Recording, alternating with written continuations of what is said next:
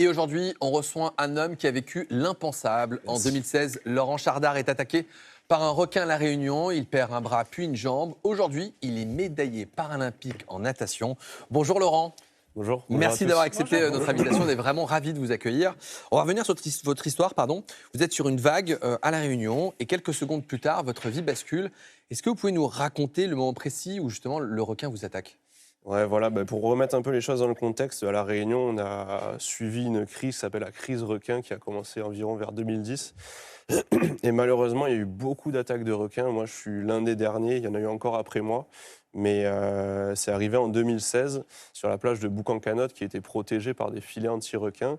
Et ce jour-là, en fait, j'étais rentré à La Réunion parce que je suis réunionnais et j'étais rentré pour les vacances à La Réunion. Et on m'avait dit, ouais, il y a les filets qui ont été installés, ils marchent et tout. Donc j'avais recommencé à surfer un peu dans ce dispositif qui avait très bien marché et tout. Et j'avais repris goût au surf à La Réunion. Et sauf qu'à ce moment-là, en fait, il y avait des vagues un peu grosses qui étaient rentrées, qui étaient rentrées. Et le matin même, en fait, j'étais allé surfer sur mon spot de prédilection qui est Étang Salé, qui n'est pas du tout protégé, mais que je connais très bien. Et en fait, je m'étais régalé, quoi. Et donc l'après-midi, je m'étais dit, bon, est-ce que j'avais envie de retourner surfer ? Après, à Étang Salé, je me disais, à l'après-midi, c'est quand même plus dangereux.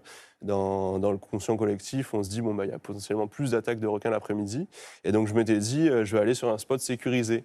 Et je suis allé à Boucancanotte, et en fait, il s'avère que les vagues étaient trop grosses, donc les filets étaient sous l'eau. En plus de ça, ils étaient déchirés.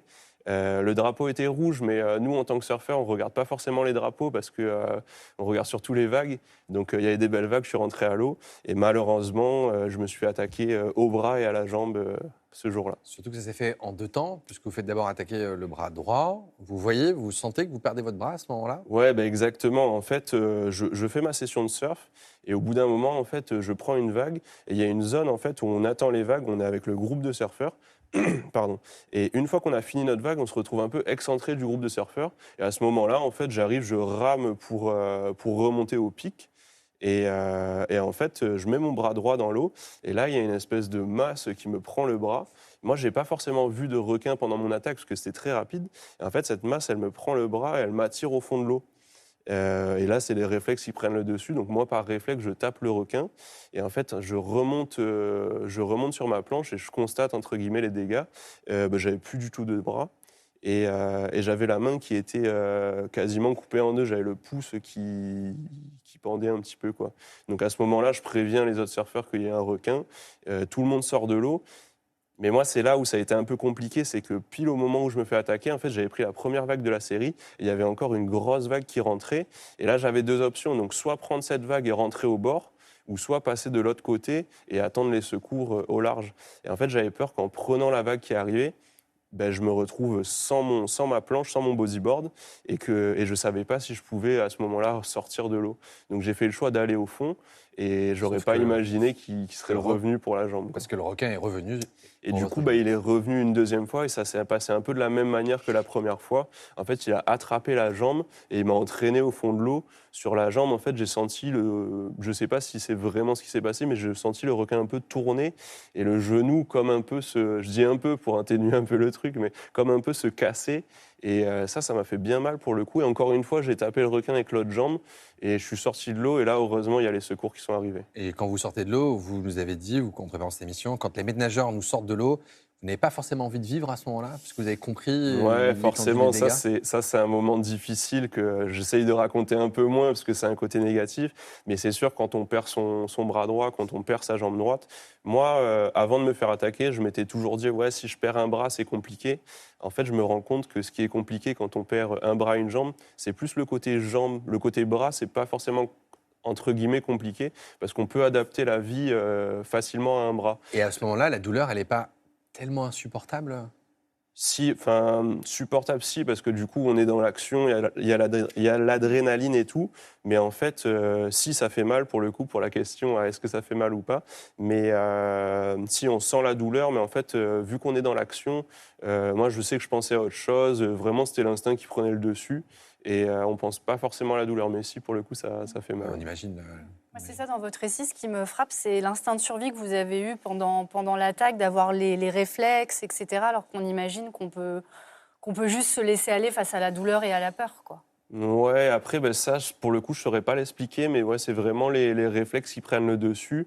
Et aussi, c'est en tant que surfeur confirmé, on a des réflexes quand il nous arrive quelque chose. Par exemple, quand on reste longtemps sous l'eau et qu'on sort de l'eau, on se remet sur la planche, c'est des réflexes qu'on a au fur et à mesure de la pratique et qui restent ancrés en fait en nous. Et je pense que ça, c'est ce qui m'a aidé à surmonter l'attaque aussi, quoi. Vous êtes hospitalisé en réanimation, puis dans un centre de rééducation, avec un temps assez long afin de réapprendre justement à marcher, à utiliser la main qui a été notamment endommagée. Vous avez vécu un événement, qu'on va dire, plus que traumatisant. Pour autant, tel que vous le racontez, on a l'impression que vous n'êtes pas traumatisé de cet événement. C'est une idée reçue, c'est quoi?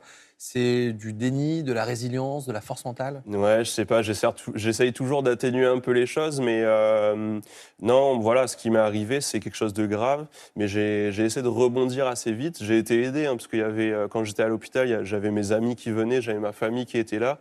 Je dis souvent, il y a même des gens en fait que je connaissais pas du tout qui venaient me voir à l'hôpital, qui me disaient, allez mec, vas-y, relève-toi, on est avec toi et tout. Et en fait, ça, je trouvais ça incroyable parce que les gens, je les connaissais même pas.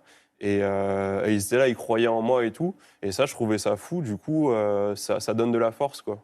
Pauline, ça fait écho. Bien sûr, ouais, moi, ça me fait bouleverse de t'entendre, Laurent. Moi, ce qui me marque dans ton récit, c'est que tu as eu le sang-froid de prévenir les autres qui étaient à l'eau avec toi. Et je pense que c'est un peu cet élan de lucidité qu'on a et inexplicable. Quand tu es récupéré par les secours, tu te dis est-ce que j'ai envie de vivre dans cet état? Mais est-ce que tu te dis d'autres choses? Est-ce que ton esprit il part dans des projets? Est-ce que tout se mélange? Comment tu Ouais, vois les Je choses? précise à nos téléspectateurs que vous connaissez, d'où le tutoiement. Ouais. Eh oui, Oui, exactement. On entre s'est déjà sportifs, rencontrés en on se- compétition et tout. Et non, mais c'est vrai que sur le moment, quand je suis dans l'eau, c'est plus l'instinct de monter sur ma planche, de vraiment faire le constat des dégâts et tout qui prend le dessus. Et c'est plus après, quand on me ramène sur le sable, où là, je me dis, ouais, est-ce que ça vaut le coup de vivre et tout? Bon, la question est oui, parce que j'ai vécu des choses incroyables par la suite. Mais c'est vrai que sur le moment, c'est dur et tout. Et ensuite, du coup, c'est les médecins qui ont pris le relais, parce qu'il y avait les pompiers qui étaient là, il y avait des infirmiers, le SAMU. Et puis, j'ai une petite anecdote, c'est la première fois de ma vie que j'avais pris l'hélicoptère, mais je m'en souviens pas parce qu'on m'a endormi sur la plage, quoi.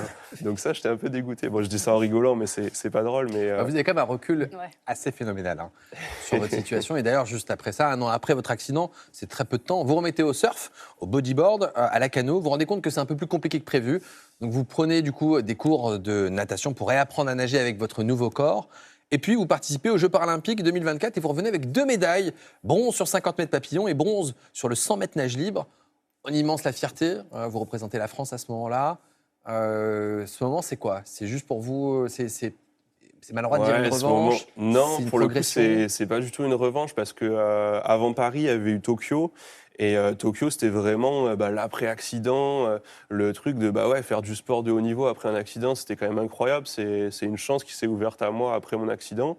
Et je l'ai prise. Et Tokyo, c'était pas facile parce que je finis 4e, c'est un peu la place compliquée. La médaille en chocolat. Mais ouais, c'est La ça. fameuse. Et c'est vrai que après Tokyo, j'étais déjà dans le haut niveau, mais après Tokyo, en fait, je suis vraiment rentré dans une autre dimension en me disant, le sport c'est bien, mais le sport de haut niveau, c'est différent. Faut mettre en place des choses, faut faire des choix et tout, qui vont mener vers les médailles.